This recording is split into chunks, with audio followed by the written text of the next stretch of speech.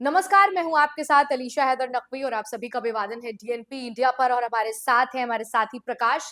आज बात करेंगे पाकिस्तान, अफगानिस्तान और अमेरिका की फिर से। गुरुवार को पाकिस्तान के विदेश कार्यालय के प्रवक्ता शफकत अली खान ने अफगानिस्तान के उन आरोपों को खारिज कर दिया है जिसमें कहा गया था कि पाकिस्तान दाइश के आतंकवादी शिविरों की मेजबानी और उन्हें सहयोग प्रदान कर रहा है। लेकिन उन्होंने इन आरोपों को अजीब प्रोपेगेंडा बताया है। ये बयान अफगान अधिकारियों के उन दावों के जवाब में आया है जिसमें कहा गया था कि पाकिस्तान दाइश के लिए लड़ाकों के लिए प्रशिक्षण शिविर चला रहा है और इस्लामाबाद और कराची हवाई अड्डों के जरिए उन्हें बलूचिस्तान और खैबर पख्तूनख्वा में ट्रेनिंग के लिए ले जाया जा रहा है।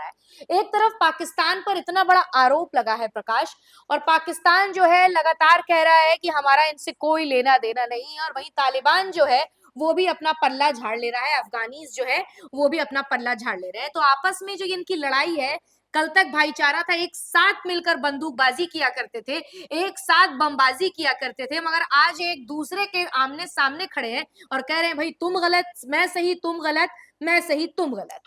तालिबान जिन दाइश की बात कर रहा है, वो दाइश कौन है? अरबी का ये वर्ड है, सीरिया मिडल ईस्ट में इस्तेमाल होता है। दाइश आतंकी दरअसल ये वो लोग हैं, कुछ लोग जो आईसिस की विचारधारा से खुद को मोटिवेट करते हैं, और वो लोग जिनको लगता है कि पाकिस्तान और अफगानिस्तान के बीच एक खुरासान बनेगा, जो एक दौर में आईसिस के प्रॉपर मॉड्यूल को, आईसिस की जो प्रॉपर विचारधारा थी, जो भी उनका मॉड्यूल रहा होगा सरकार चलाने का या एक देश या एक हिस्से में शासन करने का,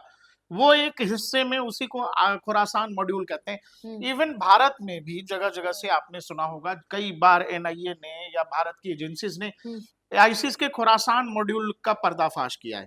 इवन पीएफआई पर जो कार्रवाई हुई थी एनआईए की तरफ से, जो बैन किया गया पीएफआई को, उसमें भी आईसिस के खुरासान मॉड्यूल का जिक्र था कि वहां बहुत सारे पैम्पलेट्स मिले, बहुत सारे लिखित दस्तावेज मिले जिनमें आईसिस का खुरासान मॉड्यूल का जिक्र था। अब आईसिस तो वही है जिस समय बगदादी हुआ करते थे। हमने मॉडर्न जमाने में उस तरह का हीनियस क्राइम या हीनियस कत्लो आम जिसको कहते हैं, जो आईसिस ने दुनिया को दिखाया, वो किसी ने देखा नहीं था। जिस तरह से जिंदा लोगों के साथ किसी को जला दिया गया, किसी को दफना दिया गया जिंदा, वो हमने मिडिल ईस्ट से वो तस्वीरें देखी। तो आईसिस ने जब दुनिया के लोगों से कहा, मुसलमानों से कहा कि भाई आइए, इस्लाम की लड़ाई है, खिलाफत की लड़ाई है, कैलिफेट की लड़ाई है, और ये लड़ाई आई है, और फिर हम दुनिया को इस्लामिक शासन में रूल करेंगे और वो आईसिस के अंदर होगा,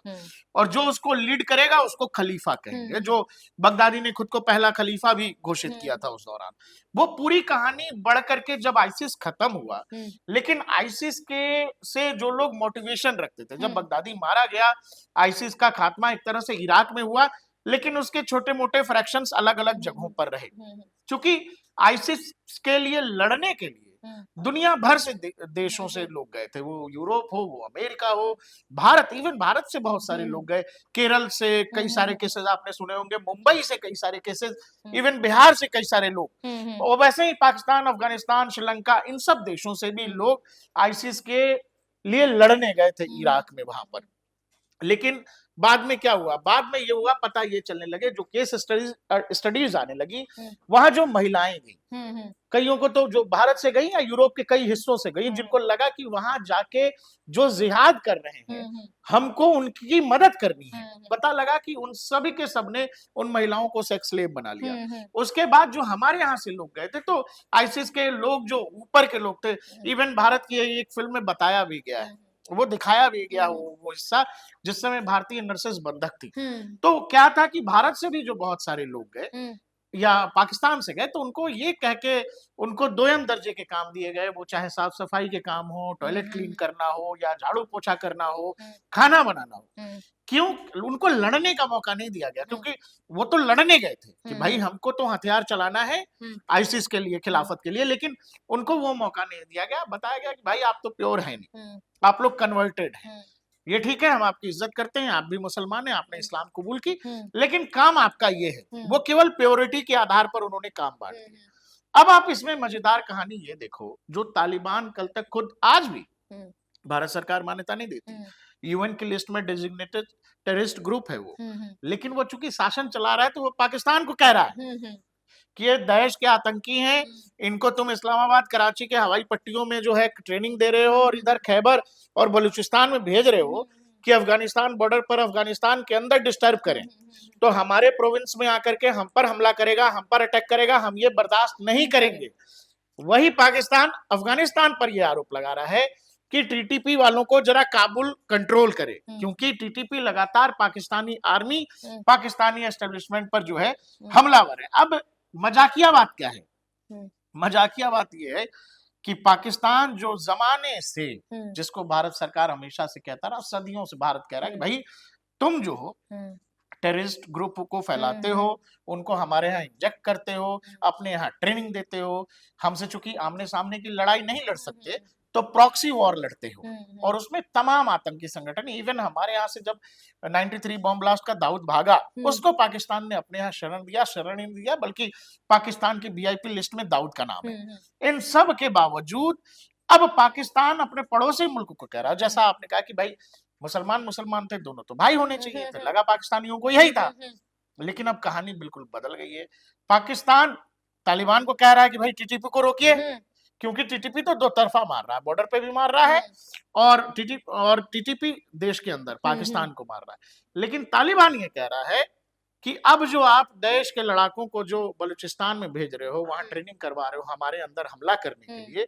ये दाइश वही है, जैसा मैंने आपको कहा कि आईसिस की विचारधारा को मानने वाले लोग हैं, जो अफगानिस्तान, पाकिस्तान के बलूचिस्तान, खैबर पख्तूनख्वा, इन इलाकों में एक खुरासान का मॉडल स्थापित करना चाहते हैं। तो कुल मिलाकर देखिए, ये बात बहुत ही अहम मुद्दे की तरह सामने निकल कर आ रही है कि कल तक जो है पाकिस्तान और तालिबान एक दूसरे के साथ गाहे बगाहे एक साथ सफर चलते थे, लेकिन आज एक दूसरे के लगे दामन में ही दाग को छुड़ाने की तमाम कोशिशें कर रहे हैं और एक दूसरे पर आरोप प्रत्यारोप का दौर जो है उन्होंने शुरू कर दिया है। देखिए, ऐसे में प्रकाश, मेरा ये मानना है कि पाकिस्तान हमेशा से ही जिहाद की जो परिभाषा है वो लोगों तक गलत पहुंचाता गया है। इसलिए कुछ सालों में आपने देखा होगा कि जिहाद टर्म जो है वो बड़ा ही प्रचलित रहा, चाहे वो सोशल मीडिया की गलियारों में, हाँ, लोग मजाक भी उड़ाते हैं, लेकिन बतौर मैं मुसलमान, मतलब मैं जितना जानती हूँ जिहाद का मतलब क्या होता है, जिहाद का मायने यही होता है कि अच्छे कर्म पर चलना, लोगों की मदद करना, ज़कात करना, यानी सामने वाले की बेहतरी के लिए काम करना। लेकिन पाकिस्तान ने जो है बीते सालों में प्रकाश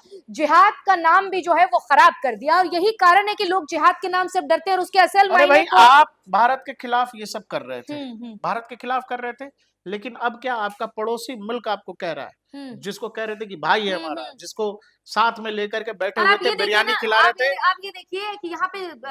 सोचने वाली बात यह है कि ये दोनों एक ही अल्लाह के मानने वाले हैं, एक ही नमाज पढ़ने वाले हैं, एक ही कुरान शरीफ को मानने वाले हैं, लेकिन दोनों ने जिहाद के अपने अपने मायने अपने अपने तरीके से सेट करे। एक दौर में वो चाहे तालिबान हो या पाकिस्तानी आर्मी हो, पाकिस्तान हो, ये सब के सब डॉलर वसूल रहे थे अमेरिका से इस नाम पर कि चलिए आपको जो है अलकायदा के खिलाफ जो लड़ाई है उसमें हम मदद करते हैं। दोनों एक साथ बैठ के उस पूरे इलाके में, पूरे इलाके को डिस्टर्ब किया हुआ था अफगानिस्तान पाकिस्तान को, बस पैसे के लिए, डॉलर्स के लिए। अब तो अमेरिका निकल गया, अब क्या दिक्कत है, भाई भाई की तरह रहो ना मिलके, उसको तो काबुल मिल गया, तुम्हारे पास पाकिस्तान पहले से है, रहो भाई भाई की तरह मिलके, अब क्या दिक्कत है। तो दिक्कत यह है ना कि पाकिस्तान कभी सच मानता नहीं है, पाकिस्तान कभी सच को कबूलता नहीं है। उसकी वो जो थ्योरी थी कि बांग्लादेश जो है धर्म के नाम पर एक साथ रहेगा, नहीं रहा ना, लैंग्वेज के आधार पर बांग्लादेश टूट गया। उसको ये लगता है कि धर्म के आधार पर हमारे भाई हैं पठान, तालिबानी जो है हमारे भाई हैं, नहीं होंगे। आप जब तक लोगों को इक्वल राइट्स नहीं दोगे, उनके हक हुकूक की बात नहीं करोगे, केवल धर्म के आधार पर आप ये लॉलीपॉप देते रहोगे तो कोई मानेगा नहीं। रोटी सबको चाहिए और सबको जरूरत है, हर देश की अपनी इकोनॉमी है जो अपने हिसाब से चलती है, और हर देश का प्रशासन चाहता है कि उसके लोग खुशी खुशी रहे। आप जब अफगानिस्तान में एयर स्ट्राइक करते हो तो आपको यह समझ होना चाहिए कि अफगानिस्तान भी इस बात का जवाब देगा। अब अफगानिस्तान ये कह रहा है, जैसे हम कहते थे कि भाई आपके यहाँ लश्कर तैयबा है, आपके यहाँ हरकतुल मुजाहिदीन है, आपके यहाँ अलकायदा है, हम कहते थे कि इंडियन मुजाहिदीन के लोगों को पाकिस्तान ट्रेनिंग दे रहा है। लेकिन अब क्या हो रहा है, अब ये हो रहा है कि उसको तालिबान भी बता रहा है, काबुल बता रहा है कि तुम्हारे यहाँ ये आतंकी संगठन है, इसको तुम ट्रेनिंग देते हो क्या, तो हमारे यहाँ इस्तेमाल करते हो, हमारे अंदरूनी इलाकों में हमले कराते हो। तो भारत नहीं है जो अकेले कह रहा है, एक इस्लामिक मुल्क है जो इस्लाम मानता है, वो भी कह रहा है कि तुम आतंकवादी देश हो।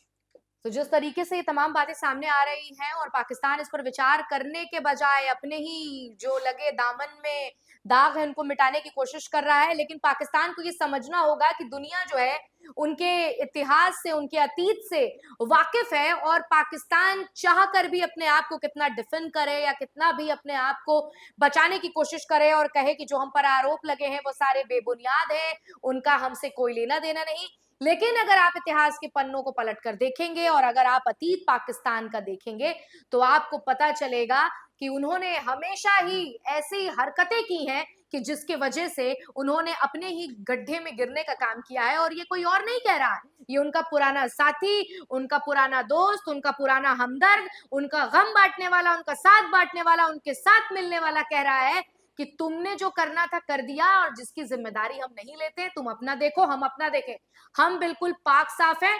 पाकिस्तान को पहले दूसरे मुल्क भी कहते थे, लेकिन अब उसके साथ जिसने वक्त बिताया वो भी उसको कहने लगा कि आप नाम में ही पाक लगाते हैं मगर आपकी हरकतें नापाक हो चुकी हैं। फिलहाल आज की इस वीडियो में इतना ही। आपको हमारा ये वीडियो कैसा लगा हमें कमेंट सेक्शन में लिखकर जरूर बताइएगा। फिलहाल मुझे प्रकाश को दीजिए इजाजत और ऐसे ही तमाम अहम खबरों से जुड़े रहने के लिए बने रहिए DNP इंडिया के साथ। आप सभी का बहुत बहुत शुक्रिया।